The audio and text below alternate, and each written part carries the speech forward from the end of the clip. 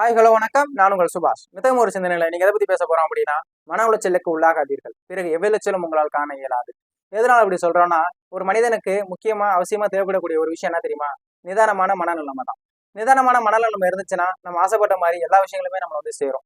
ஆனா நம்ம மனநிலைமையை நம்ம கண்ட்ரோல்ல வச்சுக்கலாம்னு வச்சுக்கோங்களேன், நிச்சயமா நம்ம செய்யக்கூடிய செயல்கள் எல்லாமே தவறா போய் முடிஞ்சிடும். இப்படி தவறா போகும் பொழுது நம்மள அறியாமலே நம்ம இது மன உளைச்சல் அப்படிங்கிறதுக்குள்ள போயிடுவோம். மன உளைச்சல் நமக்குள்ள வந்துருச்சுன்னா சோர்வு வந்துடும். சோர்வு வந்துருச்சுன்னா நமக்கு எது மீதுமே நாட்டம் இல்லாம போயிடும். எது மேலுமே ஆர்வம் இல்லாம போயிடும். அப்புறம் நமக்கு எந்த பெரிய வாய்ப்பு நம்மள தேடி வந்தாலும் அத நம்ம பெருசா கண்டுக்காம அப்படியே விட்டுருவோம். அப்படிங்கும் பொழுது நம்மள அறியாமலே நம்மளுடைய வாழ்க்கைய அழிவு நோக்கி நம்ம கொண்டு போயிட்டு இருக்கோங்கிறது தான் அர்த்தமே.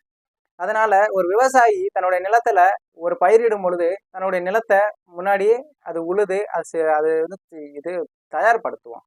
தயார்படுத்தினதுக்கு பிறகு அவன் பயிர் செய்தாலும் பயிர பூச்சி வகைகள் தாக்கிராம இருக்கிறதுக்காண்டி தொடர்ந்து அதுக்கு வேலி அமைச்சு அவன் பூச்சிக்கொல்லி மருந்துகள்லாம் தெளிச்சு அதை பாதுகாத்து வருவான். அப்பனா மட்டும்தான் அவனுக்கு அவன் எதிர்பார்த்ததை விட அதிகமாகவே இது மகசூல் கிடைக்கும், அதுல இருந்து லாபம் கிடைக்கும். அதே மாதிரிதான் நம்மளுடைய மனதையுமே நம்ம வந்து பாதுகாக்க வேண்டியது ரொம்ப அவசியம்.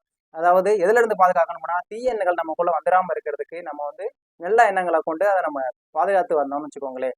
நிச்சயமாக நம்மளோட லைஃப்பை வந்து நம்மள எதிர்பார்த்ததை விட அதிகமாவே நமக்கு நல்ல விஷயங்கள் நடந்து நம்ம மிகப்பெரிய ஒரு உச்சத்தை அடைவோங்கிறதுல மாற்றமே கிடையாது. இந்த வீடியோ உங்களுக்கு பிடிச்சிருக்கும்னு நம்புறேன். இந்த வீடியோ பிடிச்சிருந்துச்சுன்னா லைக் பண்ணுங்க, ஷேர் பண்ணுங்க, உங்களுடைய கருத்துக்களை மறக்காம கமெண்ட்ல தெரியப்படுத்துங்க. இன்னும் நிறைய பேர் நம்ம சேனல் சப்ஸ்கிரைப் பண்ணாம பார்த்துட்டு இருப்பீங்க. கொஞ்சம் உடனே சப்ஸ்கிரைப் பண்ணி சப்போர்ட் பண்ணுங்க. அப்பதான் நான் மீண்டும் நாளைக்கு போடக்கூடிய இது போன்ற நல்ல பயனுள்ள சிந்தனைகள் உங்களை தேடி வந்து சேரும். அதன் வரை உங்களிடமிருந்து விடைபெற்றுக் கொள்வது நான் உங்கள் சுபாஷ். நன்றி, வணக்கம்.